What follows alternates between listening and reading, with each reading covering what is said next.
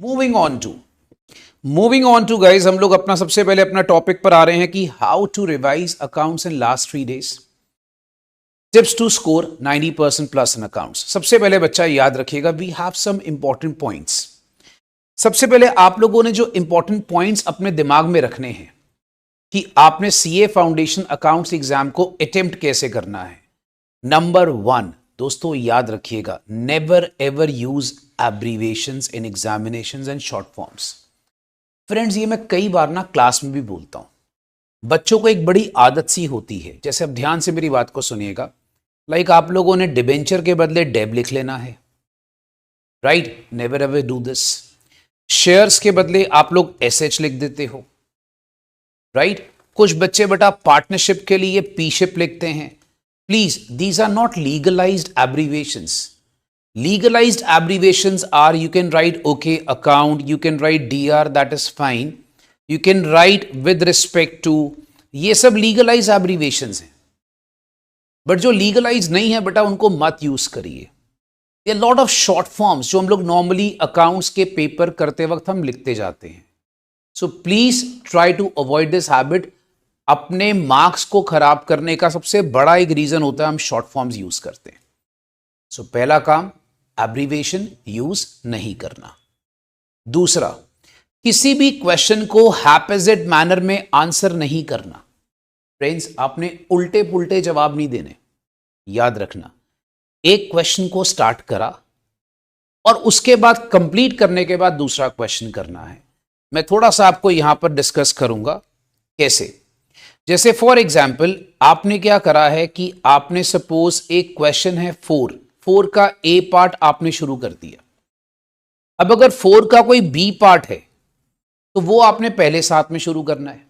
मतलब ए part complete करने के बाद आपने बी पार्ट वहां पर शुरू करना है। और दूसरी बात, एक चीज याद रखिएगा, नेवर एवर डू दिस कि 4 का ए पार्ट है, अच्छा फिर उसके बाद आपने क्या करा बच्चा, क्वेश्चन 5A का शुरू कर दिया और जो 4 का बी है वो आप 3 पेज आगे करके लेके जा रहे हैं। This is the one reason which actually irritates the examiner. So दोस्तों, हमने ऐसे कोई काम नहीं करने जिससे हमारे मार्क्स जाएंगे। ये सब चीजें हमारे मार्क्स और एग्जामिनर के पॉइंट ऑफ व्यू के हिसाब से अगर हम सोचें तो एक नेगेटिव इमेज बनती है स्टूडेंट की, जिससे हमारे मार्क्स खराब होते हैं। So never ever do this, right? Okay, so आपने हैपेजेड मैनर में आंसर नहीं करना। दूसरा, always you can start the new question with a fresh page। बच्चा, ये ना इंस्ट्रक्शंस भी होती है। जब आप सपोज कर लीजिए 4 का ए आपने करा है, 4 का बी भी आपने आंसर कर दिया, एग्रीड, इट इज डन। जब आप 5 शुरू कर रहे हो, 5 अगर सपोज 4 के बी के नीचे थोड़ा स्पेस पड़ा है, लीव दैट स्पेस, कोई बात नहीं, उस पर ऐसे ब्लैंक लगा दीजिए। You are just leaving that space, blank space है, उसको यूज मत करो, ठीक है? You get additional sheets and accounts exam. यार अकाउंट सब्जेक्टिव पेपर है तो टेंशन वाली कोई बात नहीं है। अकाउंट्स एक सब्जेक्टिव एग्जामिनेशन है तो आपको बड़े आराम से एडिशनल शीट्स मिल सकती हैं। तो बच्चा, आप उस स्पेस को छोड़ दीजिए, आप फ्रेश पेज से क्वेश्चन 5 को स्टार्ट करेंगे। सो ये सेकेंड इंस्ट्रक्शन भाई याद रखिएगा कि हम लोगों ने कभी भी हैपेजेड मैनर में अकाउंट्स के पेपर को अटेम्प्ट नहीं करना।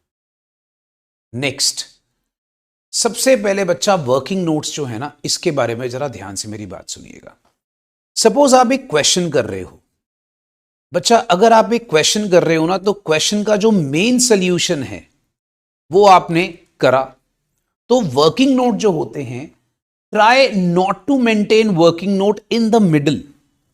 Working note should be either in the beginning और at the end of the main solution. And please do mention कि you are preparing a working note. अच्छा, कुछ बच्चे क्या करते हैं, WN लिखाते हैं। Don't do this. WN is not a legalize abbreviation. I told you, short forms use नहीं करने। आपको क्या प्रॉब्लम है बच्चा, ऐसे लिखो ना प्रॉपर्ली वर्किंग नोट, राइट? क्योंकि ICAI का स्पेसिफिक इंस्ट्रक्शन है, give your working notes clearly. अपने वर्किंग नोट्स को प्रॉपर्ली सारा मेंशन करना है।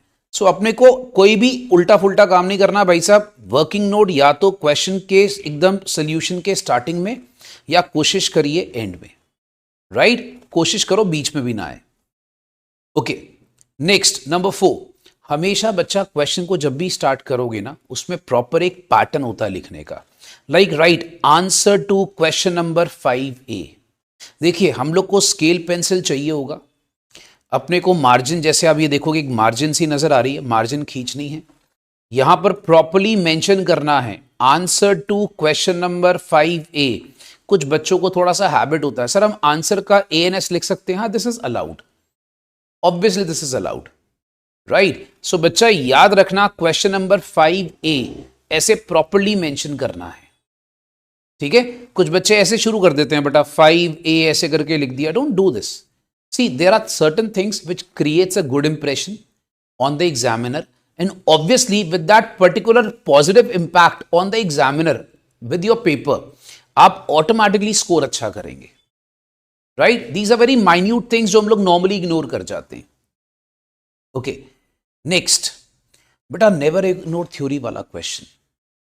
स्टार्टिंग का एक क्वेश्चन दोस्तों आप लोग को ट्रू फॉल्स का आना ही आना है, सारे बच्चों को पता है, वो कंपलसरी क्वेश्चन है, तो अपने को थ्योरी वाले क्वेश्चंस इग्नोर नहीं करने। अभी बच्चा बोलेगा सर वो थ्योरी बेसिकली कहां से आती है, बेटा वो थ्योरी ओवरऑल पूरे टॉपिक में से कहीं से भी आ सकती है, वो आपके कंसेप्चुअल नॉलेज को टेस्ट करती है। कंसाइनमेंट से पूछ लेगा, अकाउंटिंग प्रिंसिपल्स में से पूछ लेगा, कैपिटल रेवेन्यू से पूछ लेगा, तो हम लोग को बेटा वो कंपलसरी क्वेश्चन उसको सबसे पहले अटेम्प्ट कर लेना चाहिए। अब बच्चा बोलेगा सपोज मैं पेपर स्टार्ट कर रहा हूं सर, आप बताइए वो जो कंपलसरी क्वेश्चन है वो पहले करूं कि लास्ट में करूं। देखो अगर मैं आपकी जगह एग्जाम दूं, सपोज कर लीजिए बीइंग अ स्टूडेंट, अगर मैं आपको एक पॉइंट ऑफ व्यू बताऊं कि बेटा मैं उस क्वेश्चन को हमेशा कोशिश करूंगा मैं लास्ट में करूंगा।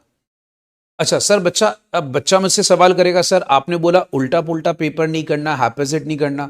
देखो बच्चा हैपेजेड नहीं करने का मतलब है कि आपने क्वेश्चन 5A शुरू करा तो आपने क्वेश्चन 5 भी उसके साथ करना है, मैं ये कह रहा था। मैं आपको ये नहीं कह रहा कि you can not start the paper with answer to question number 5A पहले, आप ऐसा कर सकते हैं। तो थ्योरी का जो आपका क्वेश्चन है उसके लिए लास्ट के 30 मिनट्स आप अच्छे से रखें, जो कंपलसरी क्वेश्चन है लास्ट के 30 मिनट्स। आप मान के चलो कि आपका पेपर 2.25 घंटे का है, सर 2.25 घंटे दैट मीन्स 2 घंटे 15 मिनट। वाई? बिकॉज दोस्त लास्ट के 30 मिनट्स तुम लास्ट का थ्योरी का क्वेश्चन करने का रोको, बिकॉज वो थ्योरी के क्वेश्चन के साथ साथ कंपलसरी क्वेश्चन में कई बार प्रैक्टिकल भी आ जाता है, ठीक है। तो उसमें 30 मिनट्स आपको लग सकते हैं कंपलसरी क्वेश्चन करने में। आप ये मान के चलो कि 30 मिनट्स मुझे उसके लिए चाहिए और लास्ट में 15 मिनट्स और बचेंगे दोस्तों, वो आप अपने एक रिविजन के लिए जरूर रखें। Revise your paper very properly दोस्तों, लास्ट का 15 मिनट्स रिविजन के लिए बहुत जरूरी होता है, ठीक है। अच्छा अब अगर कोई बच्चे के पास चॉइस है, कहते हैं सर मैं थ्योरी का क्वेश्चन पहले ही करना चाहता हूं, पहले कर ले भाई, कोई टेंशन नहीं है। बट याद रख कुछ बच्चे क्या करते हैं, जो कंपलसरी क्वेश्चन होता है उसमें 30 मिनट्स के ऊपर लगाते हैं, बाद में पेपर आपका कंप्लीट नहीं होगा। So make sure you are not spending more than 30 minutes in that compulsory question. 30 minutes की टारगेट स्पीड लेके चले बेटा, चाहे वो पहले कर लो चाहे वो बाद में कर लो, right. Practice the papers in such a way that you are not spending more than 30 minutes on one particular question. Okay, उसके बाद नेक्स्ट दोस्तों, एक हम लोग जो बहुत बड़ी गलती करते हैं, अब ये 3 दिनों के अंदर हम लोग क्या करते हैं, हम थ्योरी कॉन्सेप्ट्स पढ़ रहे हैं बट हम आरटीपी एमटीपी प्रैक्टिस करने के लिए टाइम नहीं रखते। मैं रेकमेंड करूंगा जैसे अब आपके पास 28 है, 29 है, 30th का हाफ डे रखिए, क्योंकि आपको अपनी प्रिपरेशन लेवल अब तक पता लग चुकी होगी। कुछ लोगों ने 27 से अकाउंट शुरू कर दिया होगा जैसे आज से। सो फ्रेंड्स मैं आपको रेकमेंड क्या करूंगा कि अगर आप सपोज कर लीजिए जो भी कर रहे हैं, अगर 30th का सपोज कर लो, 30 दिसंबर का दोस्त आप अपना हाफ डे रखिए और उस हाफ डे के अंदर कोशिश करो जो बाकी हाफ डे पड़ा है उसमें मैंने आरटीपी एमटीपी एक बार प्रैक्टिस करनी है। अगर पहले नहीं करी है तो डेफिनेटली करनी है, अगर पहले कर लिए तो सफिशिएंट है। अब सर कितने साल की कम से कम करनी चाहिए बेटा, कम से कम मैं आपको रेकमेंड करूंगा 3 साल की आरटीपी एमटीपी आपकी प्रैक्टिस होनी चाहिए, लास्ट 3 इयर्स की। 3 years that means that is 1 साल के 2 अटेम्प्ट हो गए, तो कम से कम 3 इयर्स की बच्चा जरूर प्रैक्टिस होनी चाहिए। अगर पहले करी हुई है वेरी गुड, अगर पहले नहीं करी हुई है, जैसे बहुत सारे स्टूडेंट्स अगर आप चेक करोगे जो मेरे क्लास नोट्स है, जो मैं आपको जो क्वेश्चंस कराता हूं, उसमें मैं maximum PYP that is previous year papers, RTP MTP सब क्लास में कवर करा देता हूं। तो ये उन लोगों के लिए है जिन्होंने पहले कवर नहीं करा हुआ है। अगर आपने पहले कवर करा हुआ है then it's okay, then you can leave this point, not an issue, right. Moreover seven very very important point बच्चा, ये जो रंगीन आपके जिंदगी में रंगीनियां है बेटा, इसको दूर करना है। यस दोस्तों, ये जो जिंदगी में हम लोग लाल रंग लेके जाते ना, तो बढ़िया ये लाल रंग का पेन बिल्कुल यूज नहीं करना। तुम वहां पर एग्जाम जब करोगे, याद रखना no coloured pens, you can either use black और blue. I would strongly recommend go with black pen, right. So बच्चा एक चीज और, people take gel pens, ink pens, don't use that ball point pen। ये बहुत important concepts हैं जो हम लोग अपने ना नॉर्मली सोच के नहीं जाते, क्योंकि जेल पेन वगैरह कभी भी ना पेजेस ऐसे होते हैं भैया, उसमें इंक जो स्प्रेड होने के चांसेस होते हैं। सो दोस्तों याद रखिएगा, use a proper good ball point pen, ठीक है, याद रखिएगा। And please try to use black, I would strongly suggest. वैसे आप ब्लैक और ब्लू कुछ भी कर सकते हैं, बट मैं ब्लैक को सजेस्ट करता हूं, because it always gives a better view to your handwriting. Okay, next भैया एक चीज है, अपना जंतर दैट इज कैलकुलेटर एग्जाम में लेके जाना मत भूलना। मैंने देखा है बेटा, ऑब्वियसली 31st को मैं आपको एग्जामिनेशन हॉल में भी मिलूंगा बच्चों को, बट दोस्तों मैंने कई बच्चों को देखा है कि भाई एग्जामिनेशन हॉल पहुंच गए हैं और ओ सर हम तो कैलकुलेटर लाना भूल गए। और उस टाइम भी क्या भाई भागदौड़ सी मच जाती, फटाफट से कैलकुलेटर लेके जाना है, हम रोल नंबर लाना भूल गए, हम कैलकुलेटर लाना भूल गए। तो बेटा ये सब चीजें नहीं करनी है। Do not forget in examination hall your calculator is your best friend, वही आपके मार्क्स को उठाएगा दोस्तों, right. So calculator will carry your marks, because जितना आप कैलकुलेशन स्पीड जल्दी से करेंगे उतना आपका मार्क्स ग्रो करता है।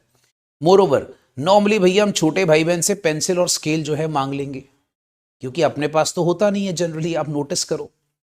तो दोस्तों हम लोगों ने क्या करना है, हमने पेंसिल स्केल जो है अपने छोटे भाई बहनों से ले लेना है, राइट। तो अपने छोटे भाई बहन से किसी से भी भैया पेंसिल स्केल लेना है। क्यों? बिकॉज जब भी आप पेपर आंसर करोगे, याद रखिएगा दोस्तों एक मार्जिन होता है उसमें, वो मार्जिन आपने स्केल पेंसिल से लगाना है। मैं भी आपको पेपर की ना इंस्ट्रक्शंस दिखाऊंगा, स्पेसिफिक इंस्ट्रक्शंस होती है कि बेटा जो मार्जिन होता है वो पेंसिल स्केल से करना है। कुछ लोग पेन से बना देते हैं, डोंट डू दैट। और मैं एक चीज और रेकमेंड करूंगा, अगर आप फॉर्मेट बना रहे हो, सपोज आप जर्नल का फॉर्मेट बना रहे हो या लेजर का बना रहे हो बच्चा, वो भी आप पेंसिल स्केल से बनाइए।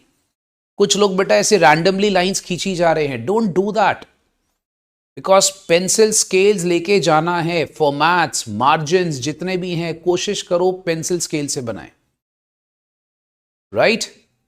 ओके, 10वां पॉइंट बेटा तो बहुत जरूरी है, ऑब्वियसली जाने के पहले अपने पेरेंट्स का आशीर्वाद लो।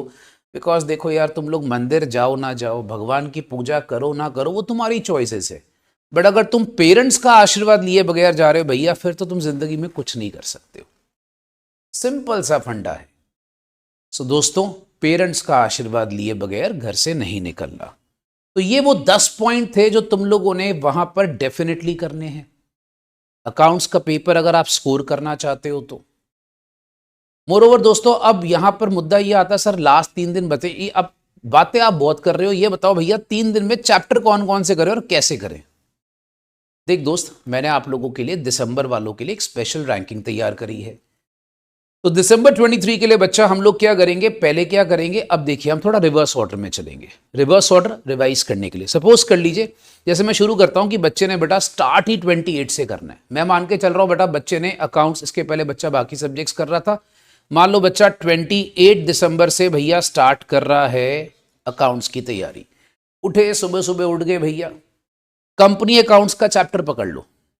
कंपनी अकाउंट्स में शेयर डिबेंचर दोनों है, शेयर कैपिटल ज्यादा इंपॉर्टेंट है। क्यों? मैं आपको एक चीज और बता देता हूं बेटा, शेयर कैपिटल का एक क्वेश्चन आ जाता है और साथ में नॉर्मली वो क्वेश्चन नंबर 6 होता है। जनरली पेपर में आखिरी क्वेश्चन जो होता है वो शेयर कैपिटल का होता है, और शेयर कैपिटल का क्वेश्चन बहुत ईजी लेवल का आता है।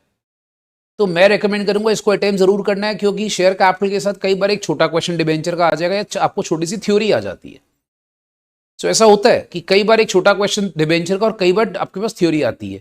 तो मैं बच्चों को रिकमेंड करूंगा start with share capital company account, जिसमें आपका कंपनी अकाउंट्स में शेयर कैपिटल पे स्ट्रेस ज्यादा दीजिए। डिबेंचर का इशू वाला पार्ट है वो भी करना है, बट आप शेयर कैपिटल पे स्ट्रेस ज्यादा दीजिए because very very scoring, right.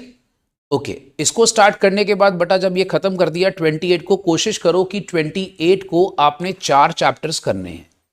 28 को टारगेट बनाओ बेटा कि 4 चैप्टर करने हैं। सेकंड चैप्टर क्या होगा? पार्टनरशिप। पार्टनरशिप में बेटा एडमिशन, रिटायरमेंट, और याद रखिएगा हमारा एक टॉपिक होता है जिसमें हम लोग करते हैं एडमिशन कम रिटायरमेंट। सो दोस्तों ये टॉपिक जो है अच्छे से करके जाना है, राइट। मैं ये नहीं कह रहा फंडामेंटल्स छोड़ जाओ, मैं ये नहीं कह रहा कि आपको डेथ छोड़ जाओ, बट मैं आपको कह रहा हूं स्ट्रेस इन टॉपिक्स पे देने हैं, ठीक है। एंड डोंट वरी, अभी इसका क्या क्या करना है मैं आपको ये भी बता देता हूं। तो बेटा अभी ये 28 का शेड्यूल चल रहा है, तो मैं इसके ऊपर एक काम करता हूं, 28 लिख देता हूं, ठीक है। फाइनल अकाउंट्स, भैया फाइनल अकाउंट्स। अब फाइनल अकाउंट्स हमारे 2 हैं, एक मैन्युफैक्चरिंग का, एक नॉन मैन्युफैक्चरिंग का। तो दोस्तों इस बार दिसंबर के लिए लगता है कि मैन्युफैक्चरिंग वाला शायद ना आ जाए, ठीक है। सो बच्चे मैन्युफैक्चरिंग वाला भी थोड़ा सा अच्छे से देख के जाना। नॉर्मली हम लोग मैन्युफैक्चरिंग वाला इग्नोर कर जाते हैं, तो भैया इस बार थोड़ा सा चांसेस है कि मैन्युफैक्चरिंग वाला शायद आ जाएगा। तो फाइनल अकाउंट्स पे फोकस करें, ये भी हमारा 28 को ही खत्म करना है टॉपिक। फिर हमने एक टॉपिक करना है फाइनल अकाउंट जैसा ही है, that is called as NPO, non profit organization. दोस्तों नॉन प्रॉफिट ऑर्गेनाइजेशन जो है वो भी आपने अच्छे से करना है। इसमें 2-3 टॉपिक्स होते हैं, जैसे सपोज कर लीजिए एक होता है रिसीव पेमेंट, आपको गिवन है और आपने इनकम एक्सपेंडिचर और बैलेंस शीट बनाना है, ये सबसे ज्यादा इंपॉर्टेंट पार्ट है। दूसरा होता है इनकम एक्सपेंडिचर गिवन है, रिसीव पेमेंट बैलेंस शीट बनाना है, आप ये वाले पे ज्यादा फोकस कर लें, जिसमें आपको रिसीव पेमेंट गिवन होगा, इनकम एक्सपेंडिचर बैलेंस शीट बनानी होगी, राइट। अब सपोज कर लो ये आपके 28 तारीख के 4 चैप्टर हो गए। 28 तारीख के 4 चैप्टर जो हैं हम लोग सर कैसे करें? देखो क्लास नोट्स तो आपने पढ़ने ही पढ़ने हैं, क्योंकि क्लास नोट्स पढ़ोगे तो आपको ऑब्वियसली टॉपिक याद आएगा। उसके अलावा इन टॉपिक को सबसे पहले आईसीआई की इलस्ट्रेशंस के साथ अच्छे से कर लो, क्योंकि ये जो 4 टॉपिक है ना बेटा, ये मैक्सिमम क्या होता है आईसीआई अपनी इलस्ट्रेशन से उठा के डालता होता है, राइट। सो 28 तारीख को हमने चैप्टर जो पहले 4 हैं, company accounts, partnership, final accounts, NPO, ये तैयार कैसे करना है दोस्तों? ये तैयार करना है मैक्सिमम आईसीआई की इलस्ट्रेशंस के थ्रू, उस पे फोकस करना है। अगर 28 तारीख को मान लो ये करने के बाद आपके पास टाइम बच गया, तो मैं रिकमेंड करूंगा भैया अपनी किताब निकालो, जो मैंने आपको आईसीएम वाली बुक दी हुई है, उसमें आपको पता है पीवाईपी है। वो आईसीएम बुक क्या है? It's a combination of last 10 to 15 years papers. तो उसके लास्ट के 4-4 क्वेश्चन हर चैप्टर के कर लीजिए, लास्ट 4 to 5 क्वेश्चन हर एक चैप्टर के आप साथ साथ कर सकते हैं, राइट। सो डेफिनेटली करिए इसको। अच्छा, ये 28 तारीख का टारगेट हो गया बच्चा। फिर आते हैं 29 को। 29 को मैं आपको रेकमेंड करूंगा बच्चा कि आपने बिना ब्रेक लिए आप शुरू कर देंगे कंसाइनमेंट। देखो consignment is a bye bye chapter, ये आखिरी बार है, तो हो सकता है जाते जाते ये कुछ ना कुछ कारनामा कर जाए। तो consignment is a bye bye chapter, या तो ये बिल्कुल नहीं आएगा, या तो आएगा तो बहुत अच्छा क्वेश्चन आएगा। सो फ्रेंड्स याद रखिएगा भाई साहब, कंसाइनमेंट अभी बाय बाय चैप्टर है, बिकॉज नेक्स्ट सिलेबस में है ही नहीं। कंसाइनमेंट हो गया बच्चा, एडीडी, अकाउंट करंट, ये सब बाय बाय चैप्टर्स हैं। टाटा जा रहे हैं बेटा ये चैप्टर्स, आखिरी बार आपके बैच के लिए। सो बच्चा ये एडीडी, अकाउंट करंट, इसको करिए। नेक्स्ट बीआरएस, सर अब इसके बाद बीआरएस करें? हाँ जी बेटा, इसके बाद बीआरएस करें। बीआरएस कर लीजिए, फिर आप करिए डेप्रीसिएशन। चैप्टर 8 आपका होना चाहिए डेप्रीसिएशन।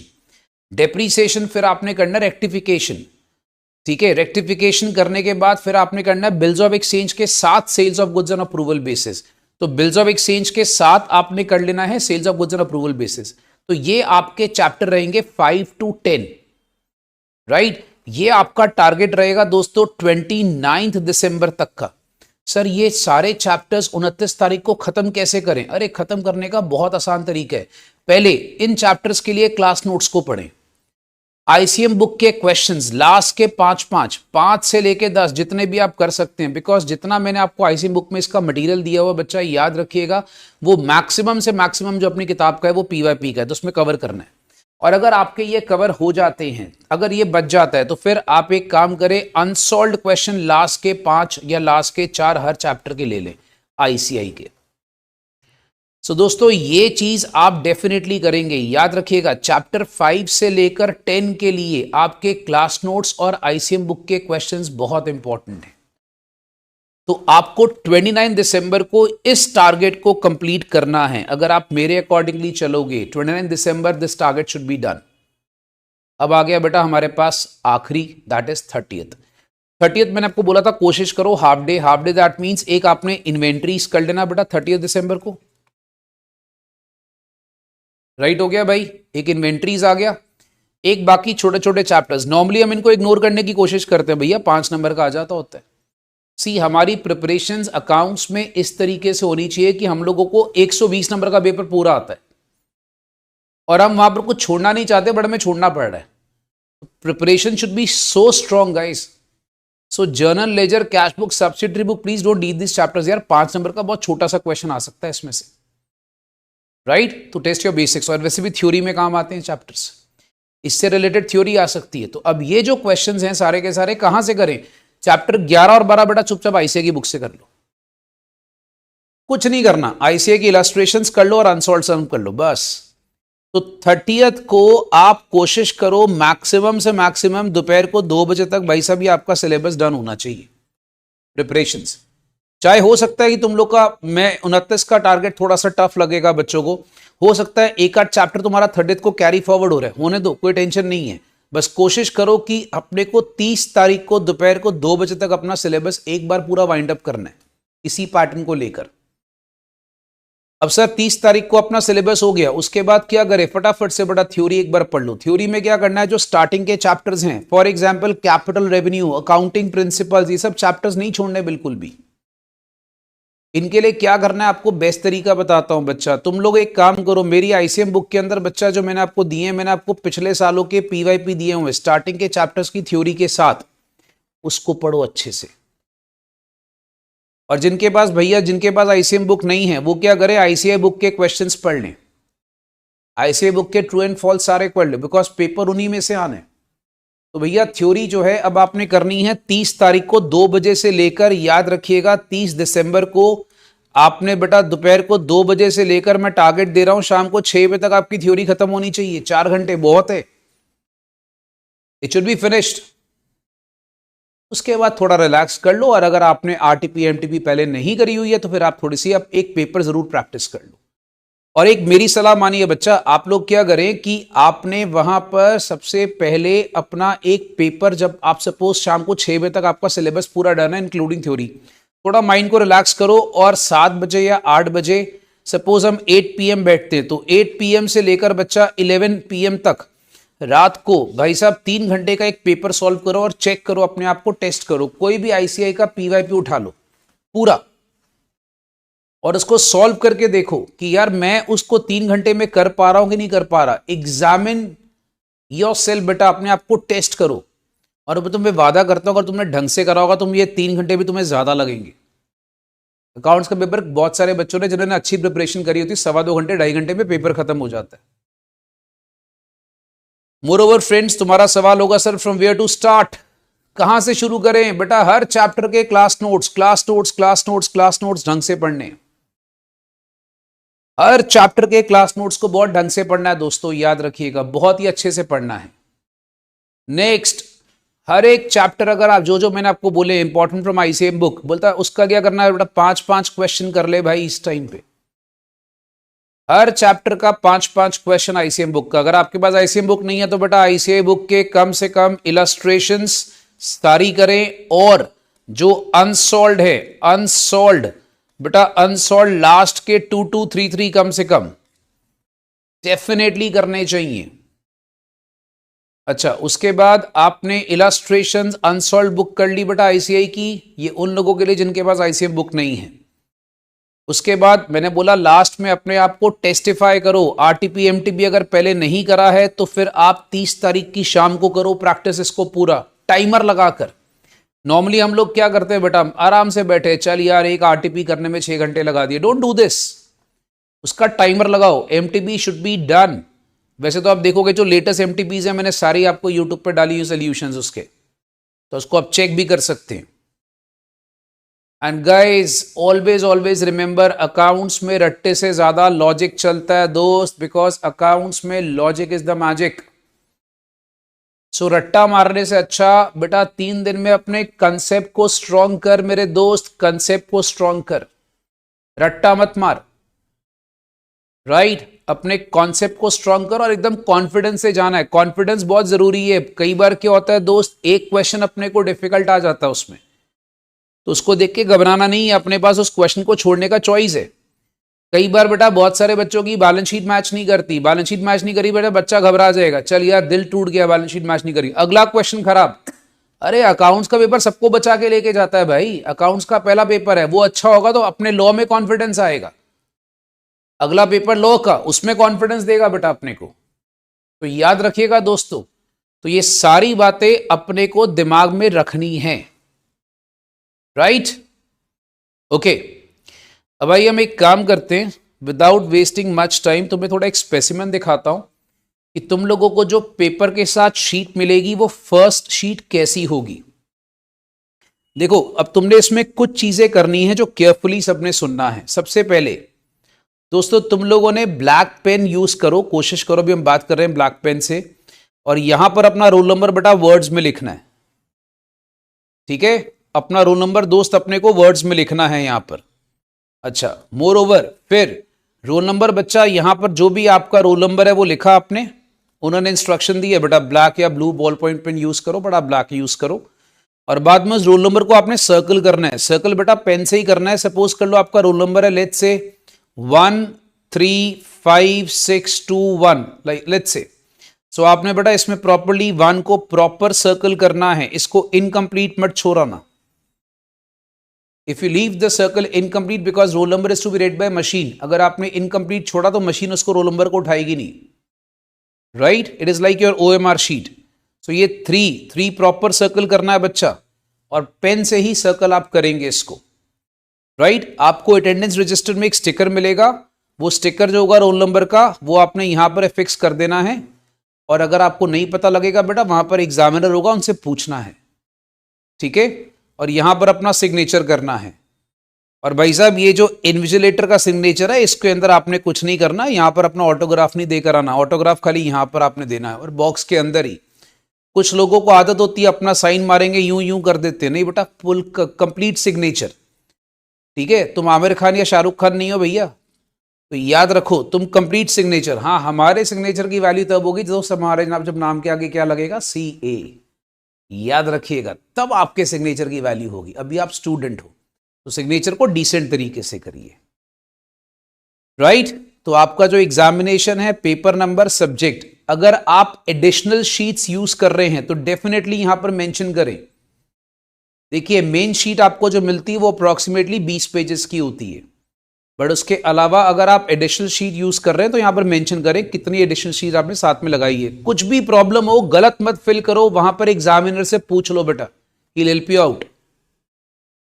मोर ओवर एक जो बच्चे बहुत बड़ी गलती करते हैं, आपने सपोज जो क्वेश्चन अटेम्प्ट करे, सपोज आपने क्वेश्चन 1, देखो क्वेश्चन 1 के आगे तो टिक लगाना ही लगाना है।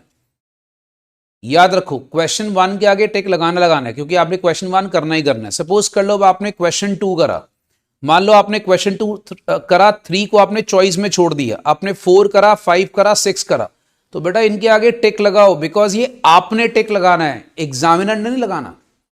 एग्जामिनर के लिए बेटा ये चीज होती है, ये जो बॉक्स होता है ये एग्जामिनर के लिए होता है। नॉर्मली बच्चे क्या करते हैं, यहां टिक लगाना भूल आते हैं। You have to tell him दोस्तों, you have to tell him कि आपने कौन कौन से क्वेश्चन अटेम्प्ट करे हैं, so it becomes easier for the examiner to check the paper. Right so moreover guys याद रखिएगा ये टिक आपने लगाने हैं। एंड प्लीज ये जो मार्क्स अवॉर्डेड है गुरुजी, इस पे कुछ नहीं करना आप लोगों ने। ठीक है, ओके नेक्स्ट, अब मैं आपको एक थोड़ा सा इंस्ट्रक्शंस दिखा रहा हूं जो ICAI आपको देता है। ICAI साफ बोलता है बेटा रोल नंबर को प्रॉपर्ली लिख, और रोल नंबर को वहीं पे लिख जहां तुझे बोला गया है। कहां कहां बोला गया ICAI ने? ICAI ने बोला बेटा आपको रोल नंबर एक यहां वर्ड्स में लिखना और एक ये डब्बे फिल करने हैं आपने। ठीक है, सो make sure that you doing it very very properly.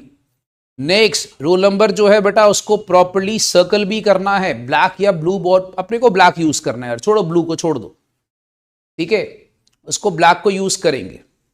अपने प्रॉपर जो पर्टिकुलर्स हैं सारे लिखो, examination, paper number, barcode sticker attendance register से उतार के वहां लगाओ, ये सब आपको इंस्ट्रक्शंस दी होती है। और ये जो पेज ऑफ इंस्ट्रक्शंस होता है इस पे कुछ नहीं लिखना आपने, उसने लिखा है ये बात कि भैया मशीन तुम्हारा रोल नंबर रीड करेगी, अगर तुम ढंग से इसको नहीं करोगे तो जिम्मेदार तुम खुद होगे। और आंसर की सारी किताब को नीटली रखना है, ट्राई टू अवॉइड कटिंग्स यार, lot of people do very untidy work, paper में कुछ लिख रहे इतनी कटिंग्स होती हैं सारे पेपर का सत्यानाश कर देते हो। डोंट डू दिस, पेपर को नीट रखो, जितनी कटिंग्स कम करोगे उतना अच्छा है, राइट। अब देखो जो मैंने आपको इंस्ट्रक्शंस दी थी, answer to each question must be commenced on a fresh page with a question number prominently written at the top of each answer, right. और लिखा है बेटा आपने फ्रेश पेज के साथ एक आपने अपना नया शुरू करना है, तो याद रखिएगा follow this instruction, like question 4 खत्म, ए बी खत्म, 5 शुरू कर रहे हो, फ्रेश पेज से शुरू करो, नीचे की स्पेस को छोड़ दो। और बोलता भैया कि अगर आपने आंसर करा है सबसे पहले उसको पूरा कंप्लीट कर लो फिर आगे बढ़ो, right. It should be completed in 1 page, मतलब वही जो मैंने आपको उल्टा पुल्टा वाला रूल बताया था। उल्टा पुल्टा वाला रूल क्या था बेटा, 4A शुरू करा तो 4B शुरू करना है, उसके बाद 5 नहीं शुरू कर देना, राइट। और जैसे एक चीज और है कि भैया अपने को सेक्शन, मतलब सेक्शन अगर वाइज पेपर होगा तो उसमें सेक्शन प्रॉपर्ली मेंशन करने हैं। सेक्शन ए का कौन सा क्वेश्चन है, सेक्शन बी का कौन सा क्वेश्चन है। एंड कुछ लोगों को बेटा भगवान वैसे सारी जिंदगी याद आता नहीं है, एग्जाम के दिनों में याद आ जाते हैं, तो बेटा ऊपर लिख देते हैं, ओम लिख दिया, श्री लिख दिया, जीसस लिख दिया। बेटा ये सब नहीं लिखना पेपर में, क्योंकि ये भगवान के नाम बेटा दिल में होने चाहिए, पेपर में लिखने की जरूरत नहीं है। और भगवान भी उनके साथ होता है जो खुद मेहनत करते हैं, निकम्मों के साथ बेटा भगवान भी नहीं होता, राइट। तो सारे बच्चे याद रखिएगा भाई, अपने को सबसे अच्छी बात ये इंस्ट्रक्शन फॉलो करनी है, भगवान का नाम नहीं लिखना पेपर में। कुछ लोगों को आदत होती जय माता दी लिख दिया ऊपर, don't do this. And make sure अगर कोई लास्ट में ब्लैंक पेजेस छूट जाते हैं तो उनको क्रॉस करना है, क्योंकि बताना है कि ये पेजेस मेरे ब्लैंक है। सो गाइस ये इंस्ट्रक्शंस को फॉलो करके अकाउंट्स में अगर आप ढंग से चलोगे तो 90 प्लस लाना कोई बड़ी बात नहीं है फ्रेंड्स। तो द चॉइस इज योर्स कि आप लोग किस तरीके से पढ़ते हैं। And please follow the instructions. I will meet you on 31 December बच्चा, बिफोर द एग्जाम्स कमेंसेस। तो आपके एग्जामिनेशन हॉल के बारे में I'll be with my dear students बच्चा, be confident, stay cool and calm and composed while giving the examination. That's the mantra of success. Life में जितनी मर्जी मुश्किल आए बेटा याद रखो, डरना नहीं है अपने को। Stay cool, stay calm, stay composed. Right? All the best guys, work hard. God bless you. Bye bye.